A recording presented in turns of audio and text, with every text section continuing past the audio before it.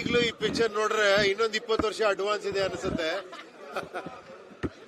ನೋಡಿ ಅದೆಲ್ಲ ಆ ಟೈಮು, ಆ ಗಳಿಗೆ ಏನೇಳಿ ಆ ಟೈಮಲ್ಲಿ ಇದ್ದಂತ ನನ್ನೊಳಗಿರೋ ಭಾವನೆಗಳು ಅದೆಲ್ಲ ಸೇರಿ ಆ ಥರ ಸಿನಿಮಾ ಮಾಡಿಸುತ್ತೆ. ನಾವು ಮಾಡಿದ್ವಿ ಏನೋ ತಪ್ಪಾಗತ್ತೆ.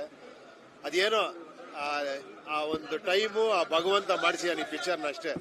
ನನ್ನ ಪ್ರಕಾರ ಇನ್ನೊಂದು 20 ವರ್ಷ ನೆಕ್ಸ್ಟ್ ಜನರೇಷನ್ ಇದೇ ತರ ಎಂಜಾಯ್ ಮಾಡ್ತಾರೆ ಈ ಪಿಕ್ಚರ್ನ ಅನ್ಸುತ್ತೆ.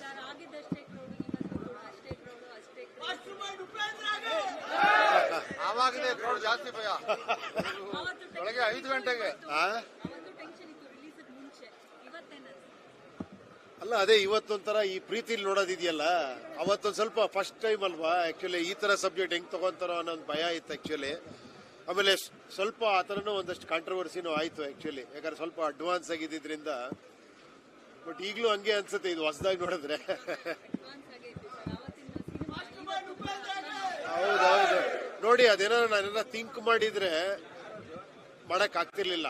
ಅದೇನೋ ಫ್ಲೋ ಅಲ್ಲಿ ಮಾಡ್ಬಿಟ್ಟೆ, ನನಗದು ಗೊತ್ತಿಲ್ಲ ಇದು ಸೆನ್ಸಾರ್ ಪ್ರಾಬ್ಲಮ್ ಆಗತ್ತಾ, ಈ ಪಿಕ್ಚರ್ ಹೆಂಗ್ ಅನ್ಕೊಂತಾರೆ ಅದೆಲ್ಲ ಯೋಚನೆ ಮಾಡದೆ ಮಾಡಿದ್ದಕ್ಕೆ ಅದೊಂದು ಫ್ಲೋ ಅಲ್ಲಿ ಬಂದಿದೆ ಈ ಪಿಕ್ಚರ್.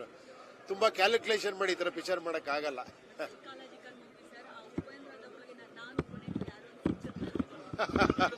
ಹುಡುಕ್ತಾ ಇದ್ದೀನಿ.